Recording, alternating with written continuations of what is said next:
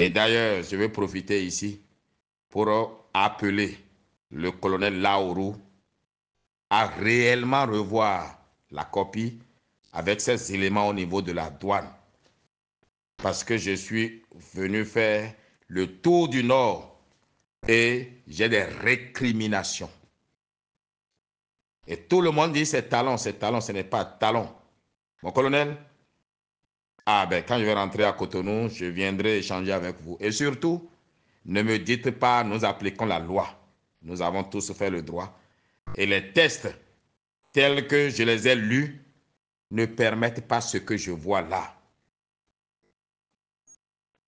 Le soja, l'acajou, ce n'est pas la drogue.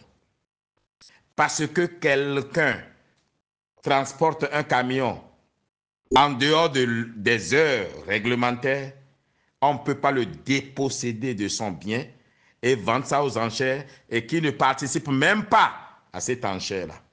L'usine de transformation de l'acajou de Tchaourou, on saisit son stock. Mais s'il faut vendre, revendez-leur ça. Mais non, on ne sait pas à qui on a vendu. Je ne vais pas appeler le nom de Sipi pour que Sipi apparaisse comme un receleur. Et c'est comme ça que Sipi apparaît dans la tête de nos pauvres populations. Et tout le monde, oh, talon, talon non, talon ni, non, c'est pas talon. Et ça, il faudrait qu'on s'asseye. Je voudrais qu'on s'entende. Je n'ai aucun parent, ou moi, mais je n'ai pas 1 kilo d'acajou ou bien de soja. Mais mon devoir à moi, je vous ai dit, je suis soutien défectif du président Patrice Talon, c'est de ne pas permettre à ce que quelqu'un salisse l'image de Patrice Talon. C'est de ne pas permettre à ce que le peuple souffre indûment. Et c'est de ne pas permettre à ce que les gens fassent d'erreurs en voulant faire leur travail avec zèle. Et puis, notre douane sait qu'il n'y a jamais eu autant de cajou et de soja pour aller hors de nos frontières depuis qu'on a dit que ça ne devrait pas sortir. Bref, je ne dirai pas tout dans l'audio.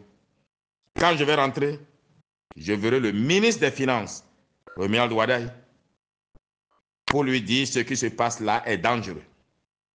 Je vais voir le ministre de la Justice. D'ailleurs, le ministre des Finances, ça suffit, c'est à lui de voir le ministre de la Justice. Et si besoin est, je vais voir le colonel Laourou, dont le nom est dans toutes les bouches ici au Nord. Ce n'est pas normal, ça ne peut pas continuer comme ça. Et les magistrats, les juges qui autorisent la douane à vendre le bien d'autrui. Comment peut-on vendre un camion chargé un stock d'acajou où on a la preuve, les papiers de la douane qui disent que, la douane Parakou, qui disent que ce camion-là va à Tchaourou, à l'usine, et que la douane Ndali saisisse et qu'on vende. Mais ce n'est pas normal. Il y a la loi, il y a l'esprit de la loi.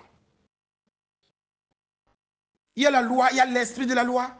Si on ruine les commerçants, on ruine les acteurs du secteur, qui va payer l'impôt là alors?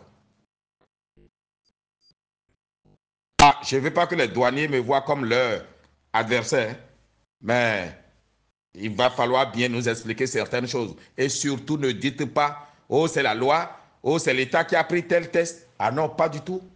Parce que moi, j'ai commencé par poser des questions aux députés qui ont dit ce n'est pas eux.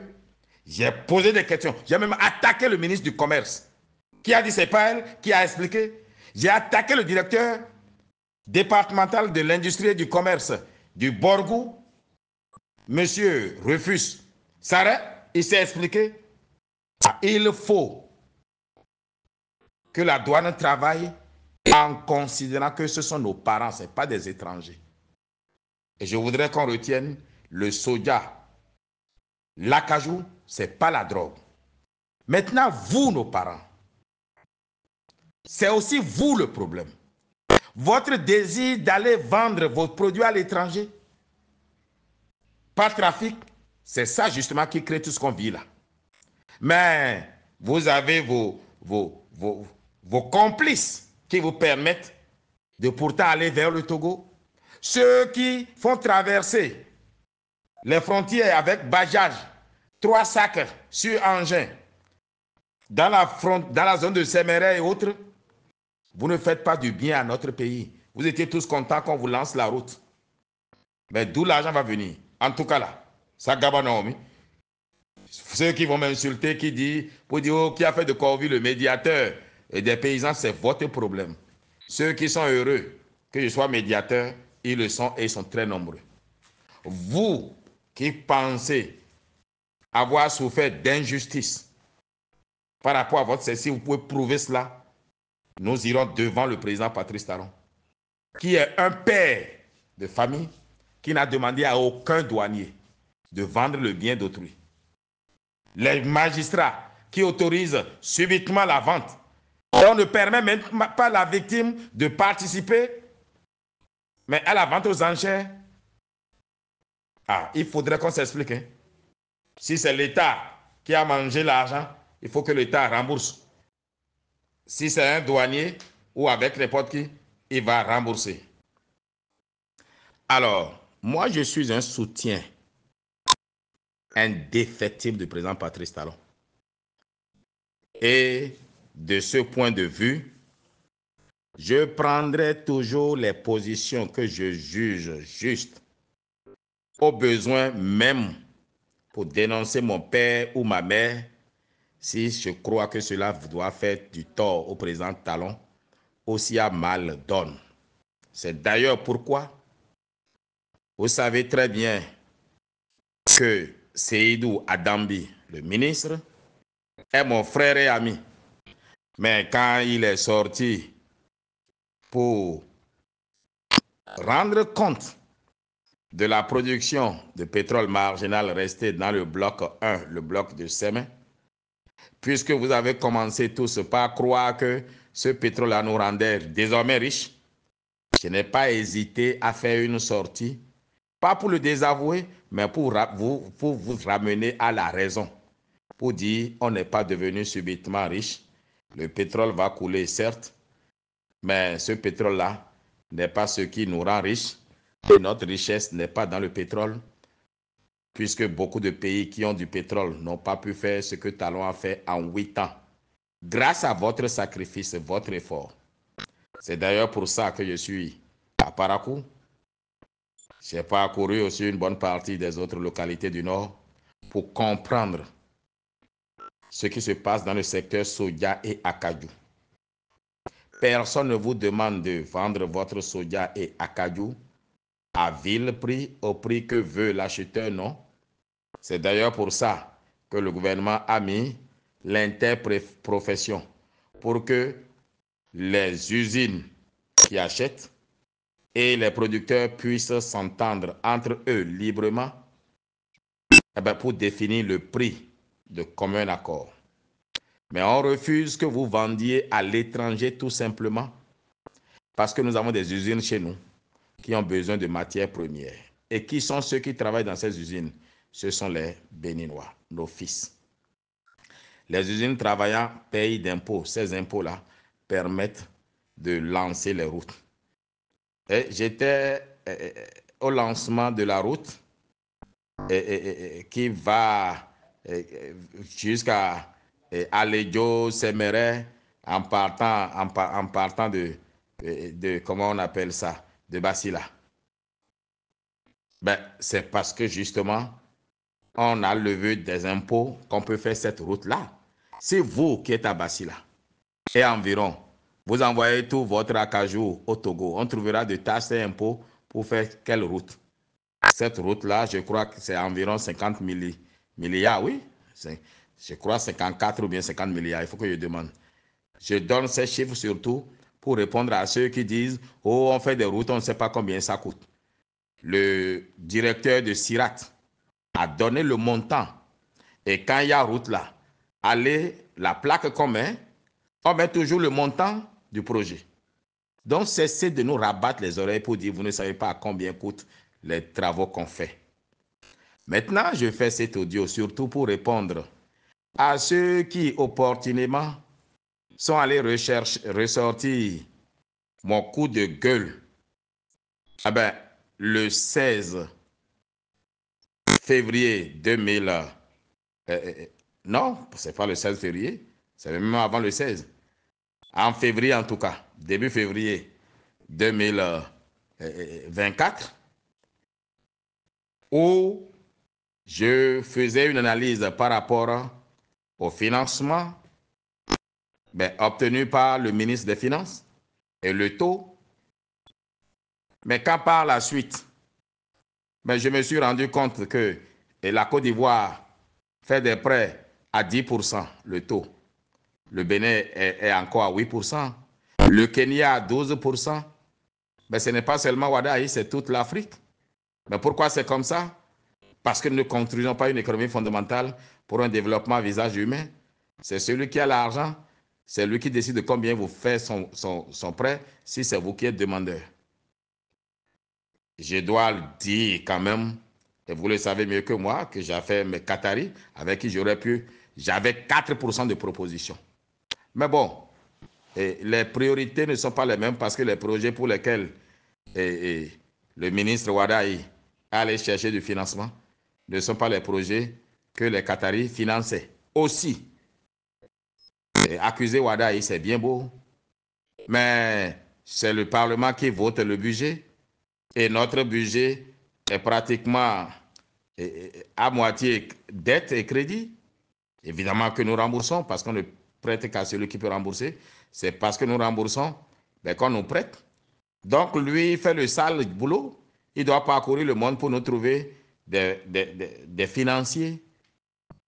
Alors, ceux qui sont allés sortir cette vidéo opportunément pour qu'on utilise Kouvi pour critiquer, je ne sais pas si c'est Wada ou bien si c'est Talon ou bien si c'est Kouvi qu'on veut critiquer, vous n'avez rien compris. Moi, quand je veux critiquer, là, je critique. On a échangé avec le ministre Wadaï. Et bon, on s'est compris, il m'a donné ses arguments. Je suis allé échanger avec les gens de la Banque mondiale, l'FMI, et j'ai compris. Ce n'est pas seulement le Bénin, mais je dois avouer, et je vous le redis encore, que les taux auxquels les pays africains font leurs prêts, ces taux-là ne me rendent pas heureux. Ça, c'est moi ça. Mais ce n'est pas le Bénin seul. Eux tous. Et ce n'est pas aussi leur faute. Nous sommes des paresseux. Si on travaillait bien, payait bien d'impôts, est-ce que nos gouvernants auront besoin d'aller faire des prêts? Oh, vous avez couru, vous êtes allé chercher ça. Au Covid, si ce n'est pas une commission occulte qui divise Covid et Wadaï. Et ça, c'est Jules Djossou, mon frère, qui écrit un texte aussi farfelu. Si je porte plainte comme lui pour qu'il vienne m'expliquer ce titre-là, vous direz droit de l'homme, liberté d'expression. Parce que mon message qu'il publie ne peut pas justifier un tel texte. Mais bon, je le fais du Jules Djossou. Il utilise l'élément qui fera que vous irez suivre la vidéo. Et d'ailleurs, cette vidéo-là a eu beaucoup de vues. Et au passage, je le remercie. Alors, ceux qui m'envoient ça pour dire « Oh, l'opposition te manipule », non. C'est parce que je manque à l'opposition que l'opposition a recours à moi, mes publications d'hier, pour faire une opposition. Je leur manque. Et ils ne savent pas qu'ils me donnent de la valeur politique auprès du président Patrice Talon. Monsieur le Président, on dirait que c'est l'opposition qui connaît ma valeur à la communication. Et ils vous disent qu'il faut augmenter ma valeur. En tout cas, moi, je suis fier de ce que le président Patrice Talon fait.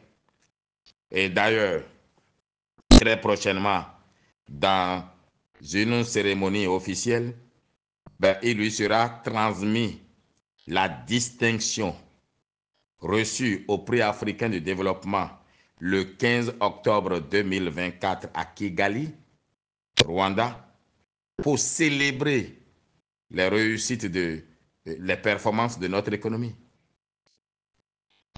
C'est à mettre au mérite, à l'actif du peuple béninois pour sa résilience, du ministre du Développement Ablaye Biotchane, du ministre Romuald Wadaï de l'économie et des finances, du président Patrice Talon, oui, et le peuple béninois.